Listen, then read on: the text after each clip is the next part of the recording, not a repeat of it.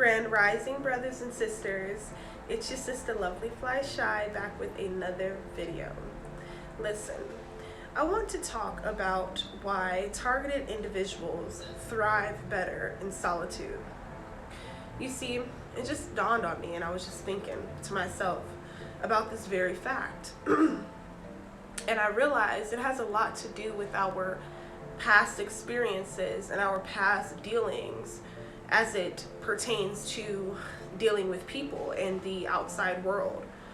Whether these people be friends, family, loved ones, spouses, what have you.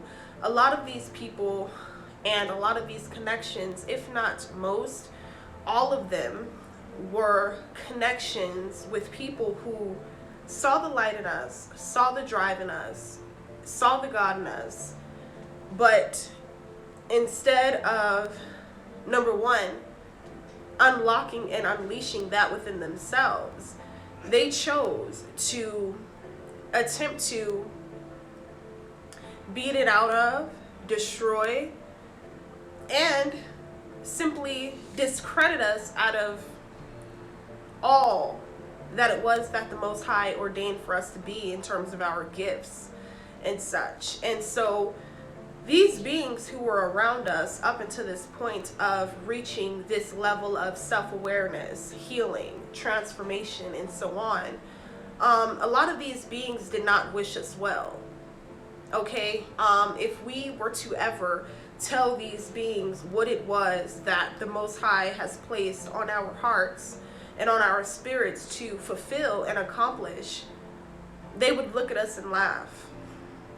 They would continue to judge us. They will continue to devalue and discredit us simply because they don't see that light within themselves. They don't have that courage within themselves. And so anyone or anything that they see is thriving, striving, growing, and glowing, and being bossed up by the Most High God, that is cause for an attack to all my targeted individuals and chosen ones.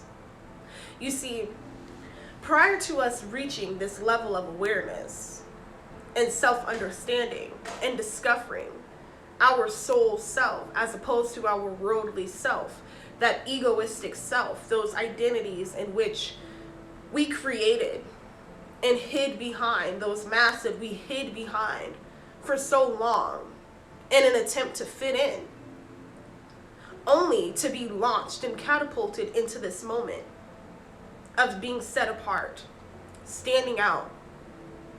Okay?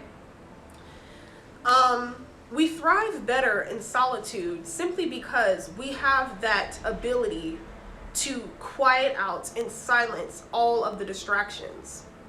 You see, we are logical and critical thinkers. We are not impulsive or compulsive thinkers, doers, and we do not act out of compulsion, especially if that is in correlation with, self-sabotage, self-destruction, things of that nature. We're not impulsively acting on that. All right, though, of course, we may be tempted just as anyone else. But you see, we have built up that strength and that inner resilience as well as that inner dialogue to be able to know, okay, you know what, I can't really do that. I can't do this. I can't go everywhere. I can't do what everyone else does because I have a purpose. I have a divine assignment governing over my life. And so I find that a lot of people aren't going to be able to understand that. There's going to be a very few who will cheer you on, who will support you, who will do whatever it takes to see you win, to see you make it, to see you prosper. While there are many others, those who know you personally,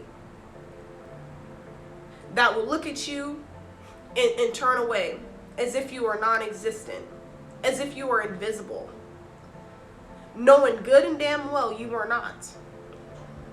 It is that they are frightened, all right? They are very threatened by your spirit, by your strength, by your resilience, by your ability and courage to stand alone without a crowd. You see, The targeted individuals do not have a hive mindset. We don't need to conduct ourselves around a group of people to feel secure in who we are. We know who we are without all of that. All right? We don't have to do the things worldly people do because we've done it before. If we haven't done it before, we've been there before, and it's just not our forte. We can't get jiggy with that. If it is not conducive to our spiritual, mental, emotional, and physical growth and elevation, we want no parts of it. Hence why we have found comfortability and strength in solitude. Loneliness is not a bad thing. It took me months to realize this. It truly and really did.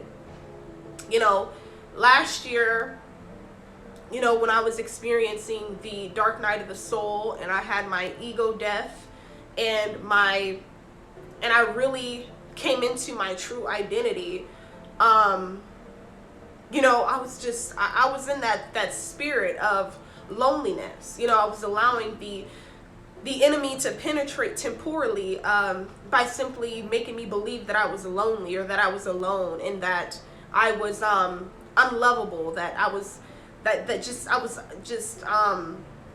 like no one can understand me, and things of that nature. Until I realized that not only is rejection the Most High's protection, but rejection is necessary on your journey of elevation. So you may wonder, why did this person walk out of my life? Why did that person walk out of my life? Wonder no more. It was because they were meant to. It was ordained for them to walk out of your life. You see, I don't chase after connections anymore. I don't chase after anyone. I know who I am. I know what I bring to the table, and I know what it is that I have been called to do. And I will not stop until I fulfill my mission. And I thrive and strive better in solitude, because I have that deep connection with just me and the Most High God. I have the ability to listen in and to hone in on what the Most High is speaking through me.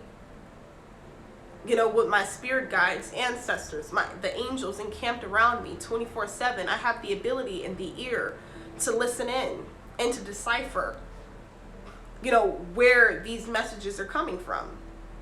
I have that ability to do that. And I feel as though having chaotic, low vibrational, low frequency individuals around you who have not done the inner work, who have not awakened spiritually, and who have chosen to remain in hell, their own self-imposed hell, that is, it is important to remain in separation from these people. You don't want anyone's spirits, the spirits that are harboring them and that are keeping them in bondage, you do not want those spirits jumping off of them and latching onto you. So this was just a quick message on how, and why the targeted individuals thrive better in solitude and they're lonesome. And it's because it's by choice. We are very, very choosy and selective with whom we choose to share our space, time, and energy with. All right? And it's a very few. And for some of us, it's really not many who we are willing to share our energy with. We are master readers, master manifestors, and we have the gift of discernment to see through people. And that is what keeps us in our own bubble and circle of divine protection and solitude, away from the outside world and away from the external forces that are working within these people. You see, there's nothing wrong with being a lone wolf. There is nothing wrong with living life at your own pace, with doing what it is that you were called to do at your own pace. It is not a rush. And you don't need any energies around you that will make you believe that you have to rush anything in terms of your purpose, in terms of where it is that they believe that you should be. It is not where they believe you should be. It is what the Most High has already ordained for you and where you should be. All right, so again, this was just a quick message, you guys. I really and truly hope you all enjoyed it. I will be coming back with a couple more messages today. But yes, if you enjoyed the message, please do not hesitate to like, comment, share, and subscribe if you aren't already. Certainly on this road to 25K. Let's get 25K by July 25th. That is the goal. That is my birthday. Leo, shout out to the Leos. But so let's get 25K by July 25th. I know that we can do it. I just ask that you all do your part as my supporters. And I kindly ask this as well, that just go ahead and share any of my messages on your social media platforms, okay? Each one, teach one, all right? Reach one, teach one, whatever that saying is, y'all know what I meant. But without further ado, I'm gonna let you all get back to your beautiful, beautiful Monday, okay? I'm going to get my day started. I just had to get this message out to you all really quickly. And until next time, peace, love, light, and supreme healing to all my supreme beings out there, all right? Just know it ain't over till it's over, and we shall proceed in the midst of it and in the thick of it, because we have already won. Peace and love.